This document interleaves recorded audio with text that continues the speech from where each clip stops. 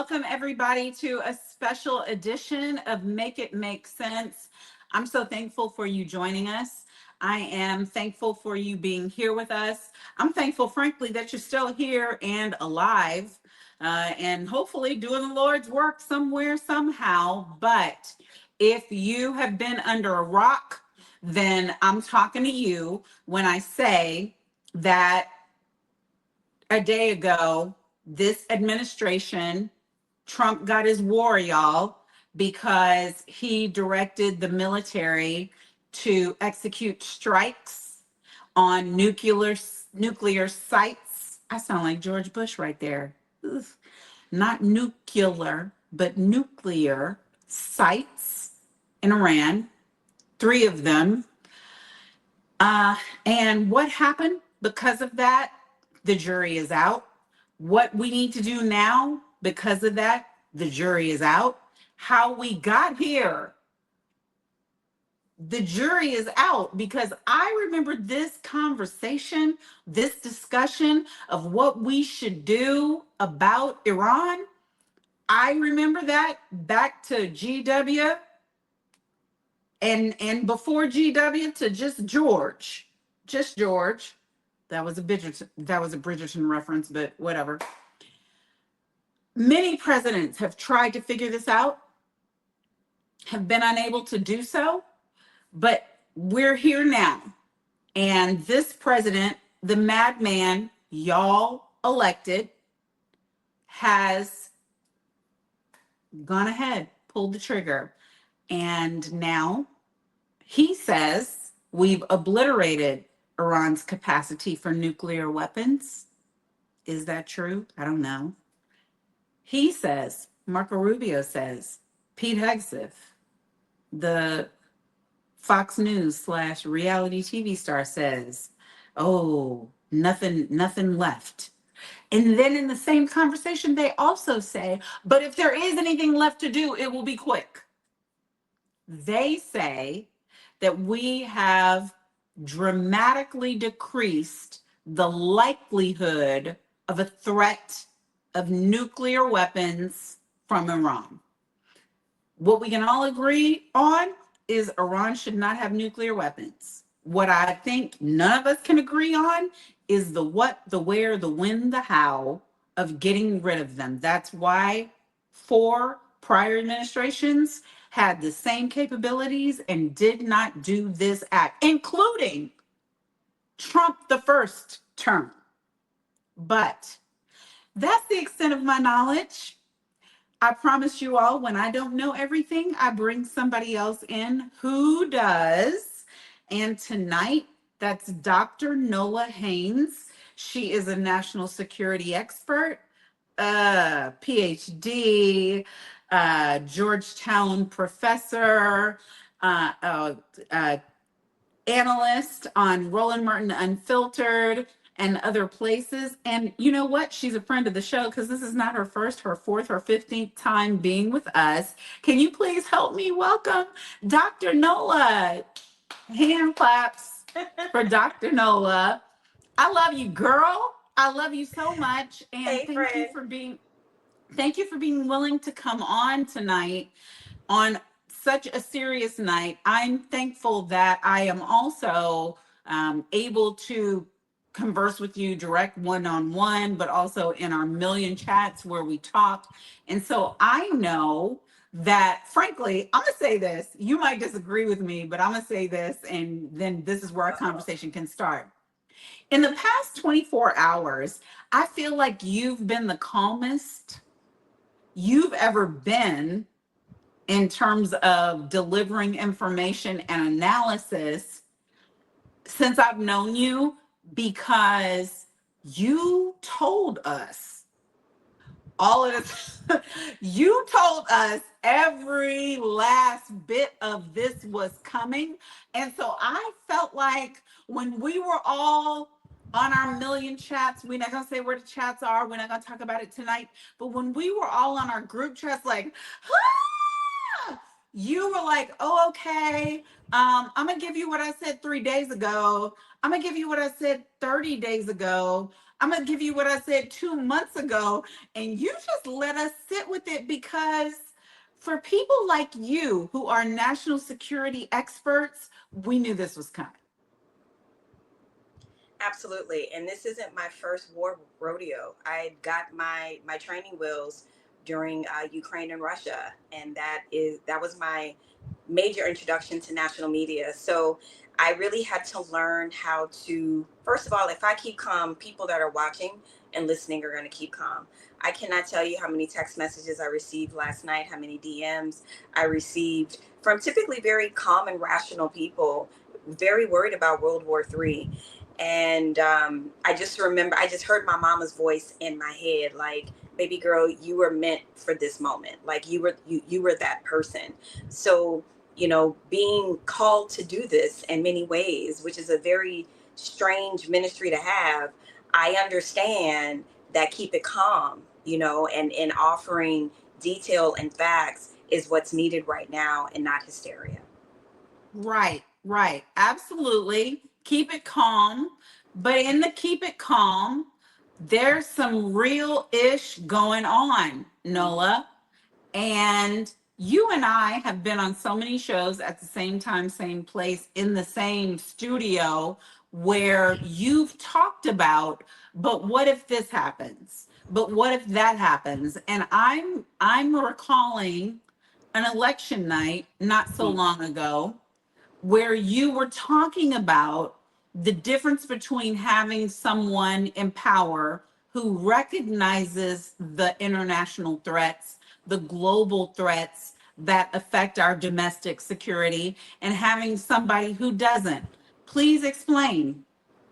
Absolutely. So one of the way that a lot of this is divided is, you have domestic policy, you have foreign policy, and there are certain people who are made for foreign policy, and there are certain people who aren't made for foreign policy. But it really takes a certain level of not just understanding policy in and of itself. It takes a level of understanding history. It takes a level of understanding culture and religion on top of strategy, on top of, uh, military endeavors that have been positive, that have been negative. Why? Foreign policy requires so many layered skill sets. And this administration simply do not possess that depth of knowledge, that depth of history, because history is very important to all of this, especially when we're talking about the Middle East, right? And I also would like to offer a little bit of history for your audience in terms of the president that actually did get Iran under check in 2015, and how Trump won. The first administration came back in 2018 to undo the Joint Comprehensive Plan of Action, which is also known as JCPOA, or the Iran nuclear deal. Um, Trump one thought they knew better than the Obama administration, and so they undid the deal. And that is how we are here today. Right. And so I just, here's what I want to say. And I don't want to go here so soon because we're just starting, but there's no question in my mind at this point, because now we're in Trump 2, right? That they didn't undo the deal because it was a bad deal. They didn't undo the deal because they would get a better deal. They undid the deal because Obama did the deal. And they are against anything us, anything Black, anything that is anything other than them. And so they thought that they could move forward with something better. And I mean, the level at which they failed, Dr. Nola, Mm-hmm. is it's a little staggering in that they promised the minute we're in office, we will by mediation, we will by negotiation, we will settle all things. And people bought that. Mm-hmm. People bought it hook, line, and sinker, who didn't want us to be in any more wars. And now those same people are, some of them very public with millions of people in their streams and in their following, but some of them private are saying, wait a minute, you promised us we wouldn't be in another war. Absolutely. And so much of what Trump historically does, since he slid down that elevator in 2015, is. Wait, Nola, did you say slid? I said slid down that old slimy elevator in 2015. Did he slide? I don't know that he's capable of sliding. I feel as though you're giving him some He things. swarmed. Oh, I like that. That's a He smart lady swarmed word. down the Swarmed. escalator. Yes. Nothing that they ever tell their people is the truth. Their slogans, their talking points. If you notice, there's never a plan. There's never a solution other than, oh no, it was terrible. It was awful. Okay, how was it terrible? How was it awful? Could you have made it better? No, what you did was you completely walked away from that plan, from that deal, and then you slapped crippling economic sanctions on Iran. That was your solution. And again, all of that adds up. All of this is addition. All of this is addition. And what is on the other side of the equal sign is now you have a situation where Russia, in many ways, is kind of forced to get involved because they have a strategic partnership that they signed in January with Iran that covers energy, defense, counterterrorism.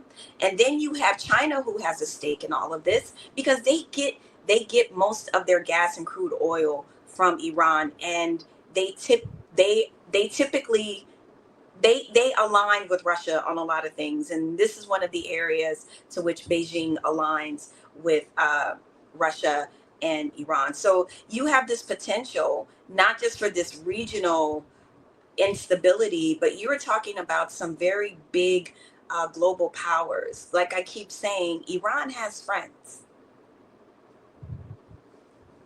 Okay, so I pause here because they're trying to make us believe that we could be a one and done on these strikes.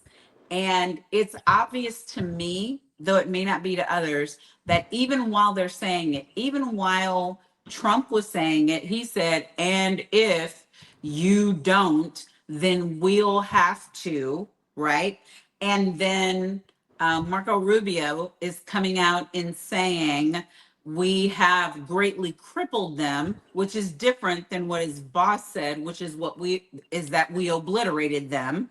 And so it's obvious to me that where the science is concerned, and maybe you can help people understand that, we sent these 30,000 ton bombers and they went down, down, down, down. Bunker And we busters. may not be able to see anything on top, but they went down and they went out. But they may have just opened up a space. So we might have to go down in again in order to finish the job. And they don't want anybody to know that. That's my first thing. But then my second thing is we are at a point now where people are trying to figure out, okay, they did it the wrong way, but maybe it was a good thing. What is the threat level to us? So regarding the bunker busters, The bunker busters, yes. there was the intelligence always said that it was unclear if they would work completely. And as we've seen in the aftermath, they have not worked completely. And to Well, think that, at least according to what our intelligence knows. well, and there's also a lot of public reporting today coming out about that too. Specifically regarding Forto is where the main concern was the main nuclear facility that people were concerned. There has been damage, but it is not obliterated. And then from what my understanding is, some of the things were already moved out of that facility. So to your introduction and your earlier point, they knew we were coming because this is a loud administration. So no, they in terms of posted it on Truth effectiveness, Social. They knew because the president said on Truth Social, right? But the thing is, like, whatever they moved out, well, this was going to be my fourth question, but whatever they moved out, I want people to understand what the threat levels are and are not for us here in the United States. But go ahead, explain. So The second part of this, the second part of your question is regarding the Secretary of State. So not only do you hear a little bit different things from Hexeth, from Rubio, from Trump, and of course Trump is going to be the most biggest beautiful thing ever you ever seen. Okay, boo, dial that down a little bit. Now you have Rubio on television asking China to intervene regarding the Strait of Hormuz because, like I said, told everybody on Rolling on Friday, that 19 million barrels of crude oil and gas passes through the Strait of Hormuz. So that is going to upset the global market in terms of oil and gas. And it doesn't even matter that we get a lot of our, we get a lot of our oil and gas from our trading partners like Canada. It is going to cause global upset. We're already seeing an uptick even before last night in gas prices, and that's just from the market being anxious about what's going to happen. So now it's happened. In terms of threat level, several things. So one of the things that I've been concerned with, well, and you know this from day one of the things I've been concerned with has been exogenous threats and endogenous threats in terms of like domestic terrorism threats and then also exterior terrorism threats. We've made quite a few enemies over the years. And in this last round of enemies, Trump policy people have been involved with a lot of bad decision making. And so I understand the folks that are saying something had to be done about Iran, something had to be done about Iran. The director of the IAEA, the International Atomic Energy Agency, made it very clear. He's done a lot of media rounds today. They came out with a report saying that Iran was enriching at a faster pace and at a much higher rate than the agreed upon 5%. The number, what I'm hearing, is about 60%. That is dangerous territory.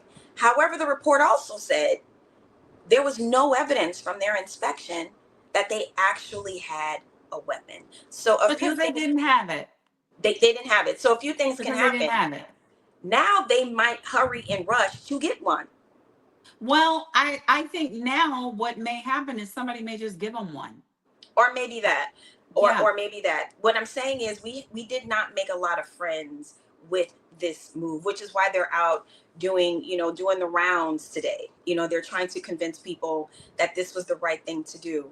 And again, there are reasons why I would say you know the international security situation with Iran was a growing threat, a pacing threat, and the last administration knew that very well. But how it was handled, I think the last 3 administrations knew that, Nola, absolutely, even including Israel since the 90s. the last Trump administration. Mm-hmm. I think they knew that very well, that it was a growing threat. I don't think anybody who's even just, catching Newsweek here and there or reading, the Daily Mail, whatever way they're getting their news, I don't think there's anybody who would say that Iran getting full-fledged nuclear power would be a good thing. I don't think anybody would say that.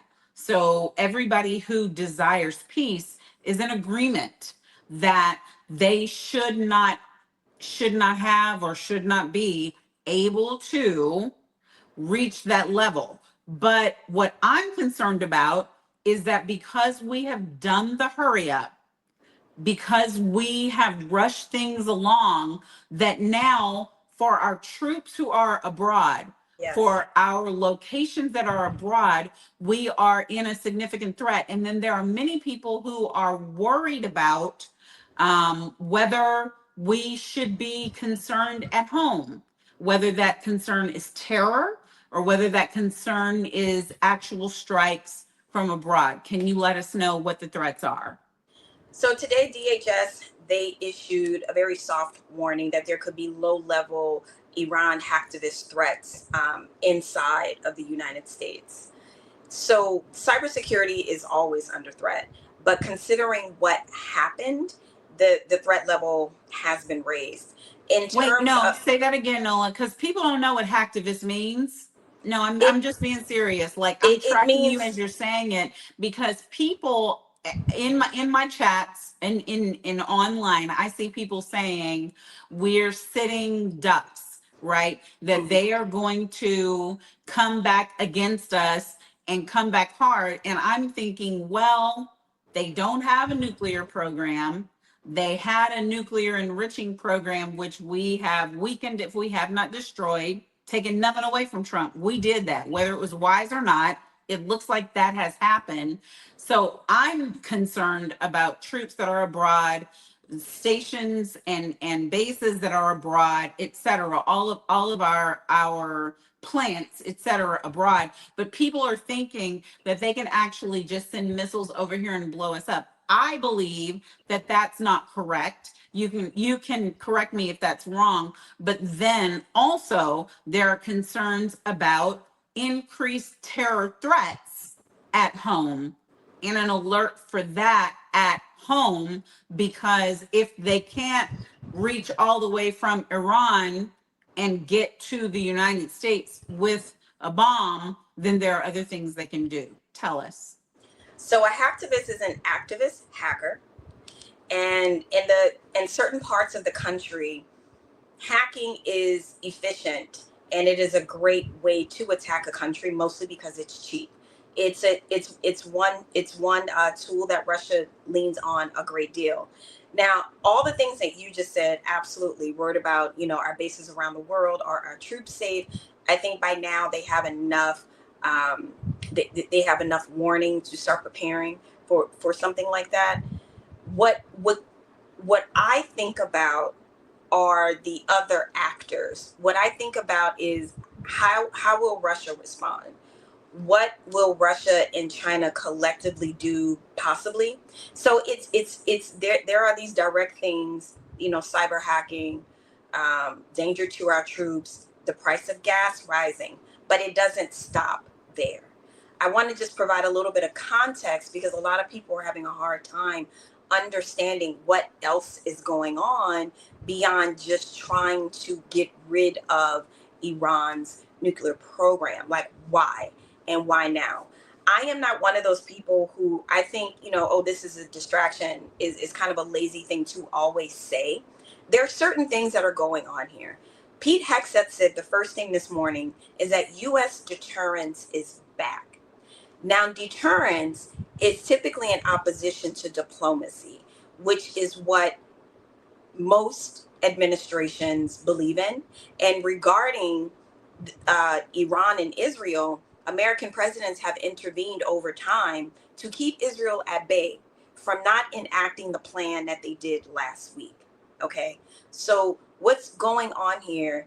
You have Israel possibly wanting to do some sort of regime change in Iran that's more friendly to Israel. And then you have the United States seeing an opportunity. Well, then maybe we can control the gas and oil reserves if Israel becomes the regional hegemon. It's a lot deeper than trying to make sure that Iran doesn't get weapons of mass destruction. So this is going to play out over time. I just wanted to lay out that context because, again, it goes deeper than what happened last night. Okay, so please explain to us, because you mentioned it. I want to say and flag you, not just because you're my girl, but because you were right. The minute this happened, in the midst of everything else that people were talking about, you said, fill your tanks with gas, because the first thing that they may do is try to, or vote to, or take efforts to close the strait that the gas runs through, so that we are hogtied, and so that gas prices run up and up and up and up. Now, I know from some American companies that do business the other way through Europe, they're excited, but they're excited for their personal bottom line. Explain to us what you're saying is going to happen shortly. And I want to just say the latest news is, yes, Parliament has voted, and yes, the Parliament in Iran has said that they want to close it by whatever means that might be, blowing it up, whatever. But we are still unclear on a timeline of when that will happen. But explain to us why you knew that that was next and what it means, because it seems that that is the one surefire way of launching a responsive attack against the United States? Well, it's typical international relations in terms of the way a way of seeing the world through a very realist lens. Most countries are not going to enter into an agreement unless they have a trigger to pull. And in Iran's case, their trigger to pull has always been this passageway, right? They That's always been, understand. well, no, you went out. Say it again. Which part? The whole thing? No, has always been, and then it went out. Oh, right. Has always been the Strait of Hormuz, right? It has Yes. always been that passage between Iran and Oman. That's always been their golden ticket that they've been sitting on, where they can pull that trigger. Like, oh, okay, you want to come for us, you want us to do A, B, C, and D. Well, guess what? We're going to do this. Now, it's an extreme lever to pull because it affects the United States. It doesn't directly affect the United States the way it affects China, right? But we will feel the consequences of that straight closing. And why will we feel that? Because the market will get anxious, right? Even if OPEC comes in and fills some sort of gap, we are going to feel the consequences. Tell us how much goes through there. 19 million barrels a day.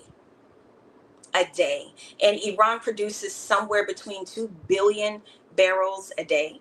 But through that particular passageway, it's 19 million barrels a day that goes through there, both crude oil and gas. And it's almost worse to me, Nola, even if we are not directly affected, China being directly affected is bad. Russia Absolutely. caring about what happens is bad. And so I saw when you said that to us well before the decision had been made. And I was sharing your information with everybody. If you guys are not following Nola, Dr. Nola Haynes, follow her everywhere. But okay, we've talked long enough for today. Tell us, please, what is it we can do? Because I'm going to talk just for a couple of minutes. Well, I can do it with you here, actually. I'm going to talk about the political consequences and the legal consequences. But what is it? Because people feel like sitting ducks. What is it that you think people can do about the situation that we're in? Thank you for asking that question. So I am not one that's running around thinking it's going to be World War III. I actually felt that we were closer to World War III when Russia invaded Ukraine, just because the echoes of history. And that's a whole other situation that's bubbling with Russia. They have it's a whole escalated situation. The reason why I feel less that this is a World War III situation is if you think of the 5 countries that are ostensibly involved: the United States, Iran, Israel, China, Russia.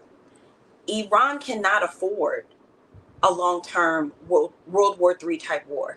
Israel cannot afford a long-term World War III war. Okay, Russia cannot afford a long-term World War III war because they're already engaged in war in Ukraine, and perhaps that actually there's some updates there. So in terms of just raw cost, Israel's having a hard time maintaining their defenses. The Iron Dome isn't performing, and it's expensive. Iran, yes, they do have still some ballistic missiles left in their ballistic missile program. But again, they are struggling economically, and they have been for years due to sanctions. So while I think this will get messy, I don't know what that's going to look like. But I want to be very clear to your audience tonight, Monique. Wars are very expensive. And one of the things that Netanyahu wanted to do was make this quick, get in and get out. Why get in and get out? Because he don't have the money, nor does he have the credibility in his own country. So these are some of the reasons why I am not worried about World War III. So what you can do is make sure that your gas tank is full, and those old school reserve tanks. If you still have a gas car, fill those up too. Be very cautious about the energy that you're using. And also, I would say, for people who use your devices any and everywhere, start to be really cautious about just being on any and everybody's Wi-Fi. You know, if you have Ethernet at home, I would say plug in to a hard line at home. Be cautious about your online your online hygiene. You want to protect yourself and you want to protect your family from not being hacked. So those are some of the direct things that we can do outside of, domestic or foreign terrorism. There's not much that we can do, but protecting upping your Wi-Fi hygiene, making sure your gas tank is always full. Those are some of the things that we can do personally. And I want to say one last thing, Mo, before you leave. I'm really grateful to all the people that shared my information and all these different things. And it's really funny to me, Monique, because I know what one of your goals are with this show is I had to tell people just this morning, I think on Threads, that they were calling me a witch on Bluesky. Like, how did you know this? They were calling me a witch. I said, well, I teach a series of security studies at Georgetown, which my PhD is actually in. And I was a former member of the International Security Advisory Board at Department of State for years. So Right. your girl has Devontae, receipts. Devontae, put me in. Thank you. Yes. Yes. Keep going.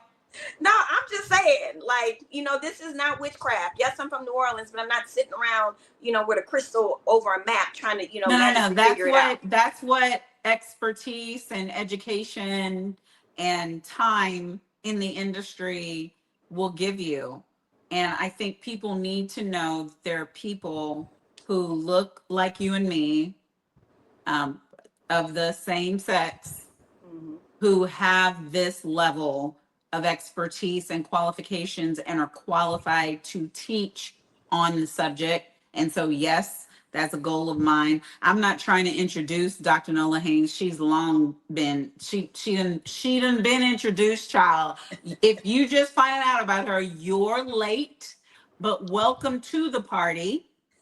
And understand that there have been so many occasions, especially in the past half a decade, where we've seen so much change and so much volatility in this country.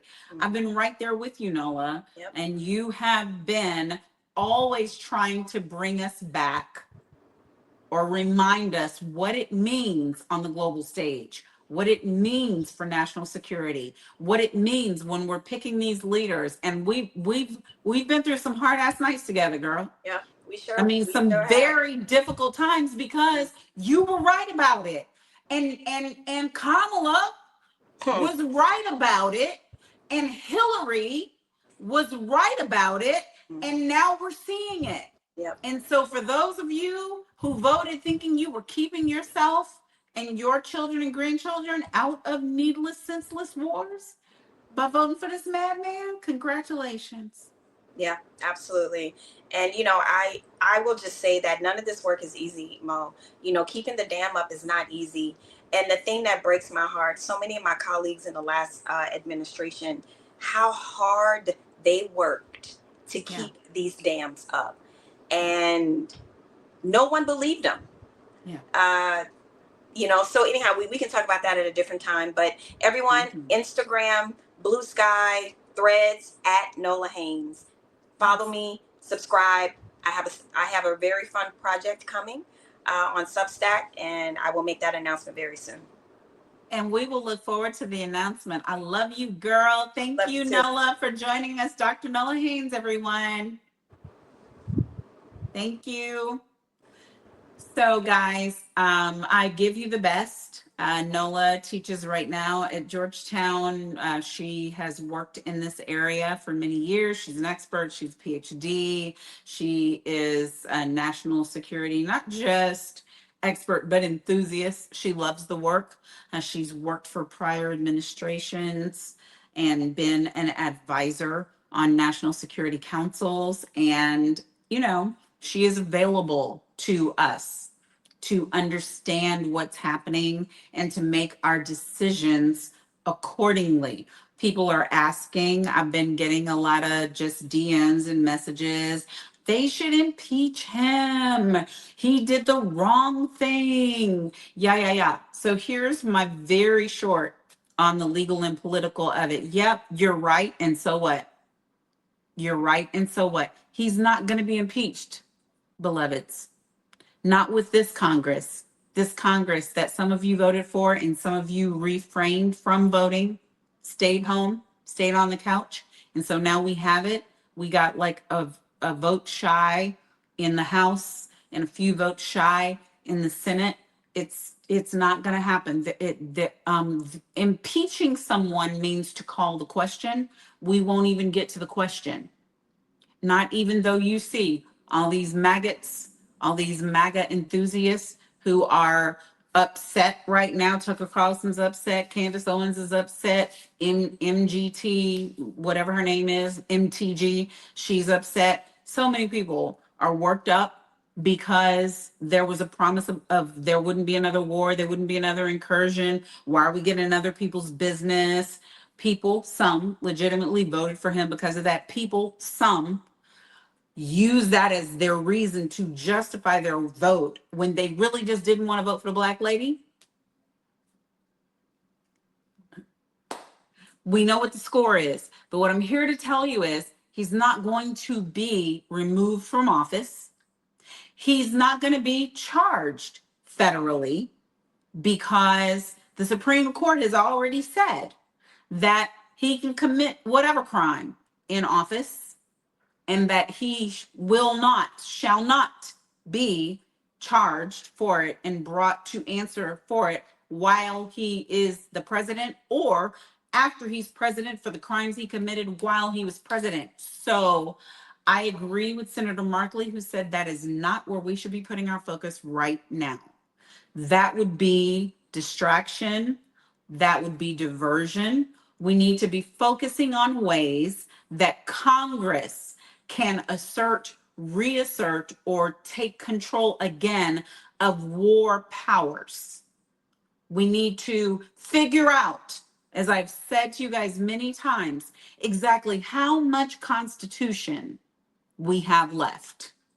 That is what has to be done this week, while this week the Senate is looking at the big ugly bill and using this war, this creation of war diversion as cover to pass something that will change your lives, your life, your mama and them, your daddy and them, sister-in-law and them. If you have money, everybody you don't want to have to take care of. If you don't have any money, everybody who you're counting on the government to take care of, including you. If you have a child with special needs, or if you have special needs yourself, everything that makes this country great, because we, long time ago, vowed to take care of the least of these. We realized how powerful we are, how much money we had, still have. And we realized that we can, yes, assert power abroad, but we can also do it at home, because charity, the Bible says, begins at home. So if we can't take care of those who can't take care of themselves at home, who are we?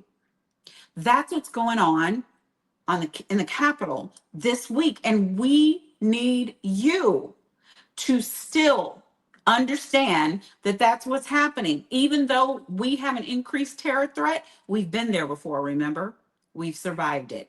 Even though we have a madman as a president and some idiots advising him, truthfully, we've been there before. Remember? He was here before. You voted him in again.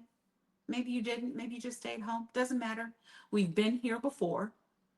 And whatever is happening with that, we still have to take care of home. So I'm asking you to still call your members of Congress, call your senators, text, share the information, because what's happening with this bill that they're trying to pass, it is going to last longer than this conflict with Iran. It is. Iran, thankfully, does not have the power to blow up this entire country. Therefore, for those of you who remain safe from the onslaught of attacks from Iran, Abroad and home, you still gonna need your medicine. You need your insulin medicine. You need your blood pressure medicine. You need to be able to get your hearing aid. You need to be able to do all the things. Take care of yourself, your spouse, your children. You need your special needs, family members to be able to get care. All of those things are on the line with this big ass ugly bill. So we need you to focus in. They don't want you to. They don't want you to, but we need you to, because that's happening this week in the Senate. And here's what else I want to talk to you about. And it's my last thing. I promise I'm going to do it in 2 minutes or less. It's time for us to offer you another edition of Be the Boss. For those of you who have been following me for a while, you know that my Be the Boss seminars, my entrepreneurship seminars, are what I offer to you as a way at very decreased cost for you to understand that God does not mean for you to be broke, that you are not always meant to work for somebody else, that you can work for yourself and not just survive, but thrive, that you can figure out what that thing is that you were always meant to do, that thing that is your passion that you would do for free, and you can do it in a way that brings you money, enough money for you to take care of your own household and the households of those you love, and to employ others. Be the Boss. We have offered Be the Boss in some way, shape, or form every year. I would say for the past 15 years, it may be longer than that. We've done in-person seminars all around the world. When the pandemic hit, we we reoriented, we recalibrated, and we offered it to you online. I have had fantastic people to join me. The wealth manager, the wealth coach, Deborah Owens, has been on your media. Black person, the Black man extraordinaire, Roland Martin, has joined. We've had fantastic hosts from all walks of life to come and join us as we offer this class again and again and again. And we haven't done it in a while. And frankly, I was holding off thinking, okay, there's enough going on in this world. They don't need me trying to sell them a class. I've got another class coming in communications, but this class, Be the Boss seminar, we've offered it to you as a basic class where you learn how to start a business if you've never started one before. We've offered it to you as kind of a launch class where you're trying to grow your business, scale your business, sell your business. And now we're offering it to you right now because I know that there are thousands and thousands upon thousands of federal workers who, without any warning and unjustifiably, were out of work. And while the courts are figuring it out, where you can go back to work, you all are trying to figure it out for yourselves. You're starting businesses, whether it's consulting businesses, right? Whether it is, oh, okay, but I also know how to fry a mean chicken leg, okay? If it is, I know how to do some hair, I always did. This government gig, it ain't it, okay? Or if it is, I've got 30 years of expertise in a particular area. There are people out in the world who need to know what I know, okay? But do you know you can't start wrong and expect a right outcome? You can't. You need to start your business the right way the first time. Incorporating, just going online, getting your LLC, your INC, your LLP, your whatever you're choosing. That's not it. And that's a whole science in and of itself. But you also need to know what you need on board when you're starting your business. And then you need to know in this climate what you need to grow your business. You need to know in this climate how to just sustain your business, even if you're not trying to expand. And then finally, you need to know, okay, I'm done, made my money, I'm out, how to sell your business. You need the risk management tools. You need the crisis management tools. You know me. I've been with you all for a long time. Yes, I'm a crisis manager. Yes, I'm a risk manager. Yes, I'm a lawyer. I spent 3 decades teaching you how to stay out of trouble and then come into your rescue if you got in trouble. And then in later years, telling you what to do in advance if you don't ever want to have no trouble. That's what we're offering now. Be the boss in turbulent times. is what we will be offering, a 4-week course. I'm giving you your advance notice now. If you're watching me and you see this, then you're going to get a discount. You're going to get 25% off. It's going to be MIMS25. That's your code. MIMS25. The course drops tomorrow. Not the course. We're not starting tomorrow. We're starting 30 days from now. We're going to give you plenty of time. But tomorrow, the course will be available. The link will be available. Go to my IG, come here, go to my Facebook. You can figure out how you can purchase your course. And I'm asking you to just share the information with someone who you love, who you know is out there scrambling, trying to figure out how they can survive. Be the boss in turbulent times is what you need. Of course, we're going to have guests coming back, one per week, maybe two. I don't know. We'll spend an hour together each week for 4 weeks in order to give you the information you need to not just survive, but thrive in these turbulent times. Okay? So be looking for that announcement tomorrow. Remember, your code, we're only posting it here, so you're the only ones who are going to know about it. MIMS, make it make sense. MIMS 25 is going to be your code. Thank you, thank you, thank you for being with us tonight. I appreciate you.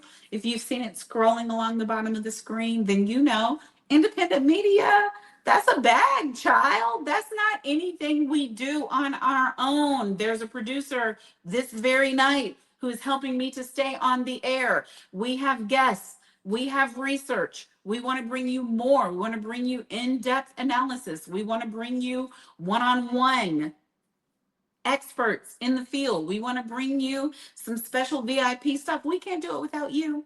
We live by advertisers, sponsors, and donations. So, as you see on the bottom of the screen, please support us if you appreciate the content. If you've been coming in, as my senior pastor would say, you've been coming in, sitting down, eating, belching, and then leaving, don't do that. Come on now. You can support us, PayPal, $Monique Pressley TV. You can support us, Cash App, $Monique Pressley TV. You can, as soon as YouTube answers our prayer, we'll be able to monetize right here on YouTube. But we appreciate you. No gift too great or too small. We appreciate them all. Thank you, thank you, thank you for being here with us on this night, on this special broadcast of Make It Make Sense. I'll be back with you tomorrow. Until then, stay safe out there.